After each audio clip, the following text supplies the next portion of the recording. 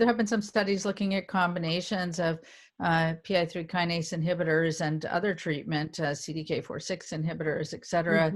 It seems as though most of those have met with too much toxicity, so we'll see where that goes. But there's interest in using PI3 kinase inhibitors in other settings too. Priyanka, I know that you've led some of the work in that area. Yes, so we evaluated the alpha-specific PI3 kinase inhibitor with nab-paclitaxel in metastatic HER2-negative breast cancer, and saw some encouraging efficacy in a phase 2 trial. And like you, Hope, said that we recommended prophylaxis with antihistaminics for most of our patients, and that led to really low rate and manageable rash situation. We also kind of asked our patients to have diabetic education right up front, at least in the context of that trial. And I think that helped quite a bit. If we can teach patients ahead of time how to control carbohydrate, that's helpful. And, you know, we also have some preclinical data that suggests that some sort of ketogenic diet, low carbohydrate intake might add to the efficacy of kinase inhibitors. Of course, we don't know that from clinical trials. But certainly in terms of being able to tolerate the drug, that helps. Yeah, I know there is some concern that giving insulin might abrogate to some degree the effects, and certainly that's of PI3 kinase inhibitors, although seen in animal models, we really don't have any idea about that in the human setting, I would say. And, you know, you have to treat the diabetes. So, but there is interest in the oral agents like the SGLT2 inhibitors as well. So that'll be interesting to see. We want to get John involved in his comments in this area because it's so important for all of us, and also some feedback from all of you, and we hear what he has to say. From a formulary or medical policy perspective, John, how are you differentiating breast cancer at various stages of disease progression? So, for example, how do you decide on CDK4/6 inhibitors first in everybody, PIK3CA mutations? What evidence is needed to support the use outside of the label? And when you have multiple agents in the same class, like CDK4/6 inhibitors, how do you decide which one is okay to use?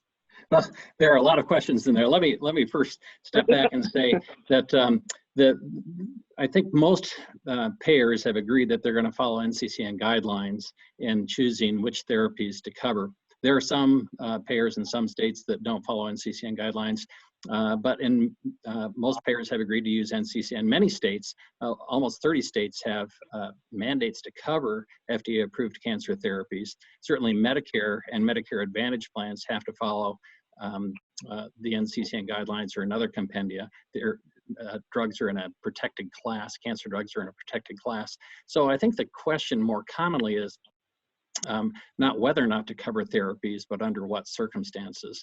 I think the advent of molecular diagnostics has really helped us increase the probability that patients get on the therapy that's most appropriate for the cancer type. One of the common questions is, can I get paid for doing molecular diagnostic testing?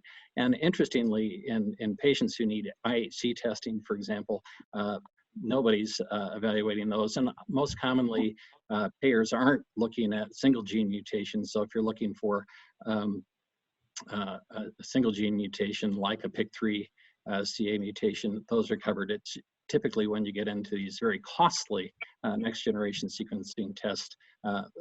So for example, if you have to do a liquid biopsy because you don't have tissue and have to use a Guardant or a Foundation Medicine test, that those tests are prior authorized to determine that they're medically appropriate. Now, interestingly, I work in a regional delivery system.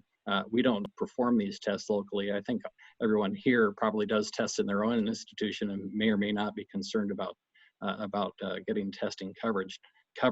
But I think that's a significant issue, and one that we have been on the forefront of trying to ensure that people get tested so that we can make sure that they're on the therapy that's most appropriate given their tumor mutation status and stage of disease.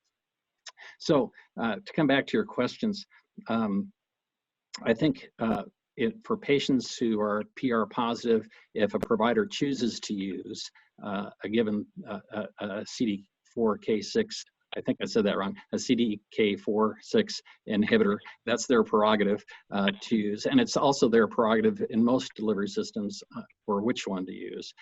There was an indirect analysis performed last year, published in Breast Cancer Research and Treatment, that compared all 3 CD4K6 inhibitors and showed that they were equal efficacy in first and second line. So a priori, we as a plan don't have a preference over which one was used. There are some differences in the toxicities. I think abemaciclib had higher diabetes or higher diarrhea rates, and Kisqali has higher rates of QTc prolongation. So in those circumstances, it would be hard to tell a provider that you can't use palbociclib first line when the others have toxicities.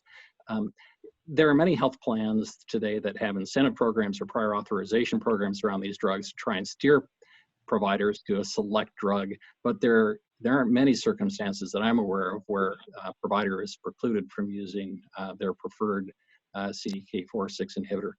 With that said, in the traditional Medicare population, which many of these patients are traditional Medicare beneficiaries, a provider is free to choose whichever regimen they prefer. That's actually really great to hear. Of course, we do know that there isn't head-to-head data on the CDK4/6 inhibitors yet, and I hope there never is, because I hope that money is put into studying new agents in new settings rather than to comparing the different agents. And I just think that that would be such a huge such a huge study. It's hard to know how the cost of doing the study would be prohibitive, and I agree with you that the findings would be may not change providers' opinions about which is therapy is best. Now, there can be real-world data that's examined that has some challenges in the coding accuracy, but that might be the best place to identify toxicities and overall survival. Yeah, I think that it may be for toxicities. I think it's really hard to look at clinical endpoints and real world data in terms of overall survival, although it's certainly been a great interest. I think on the clinician side, we've seen a lot of issues with that data.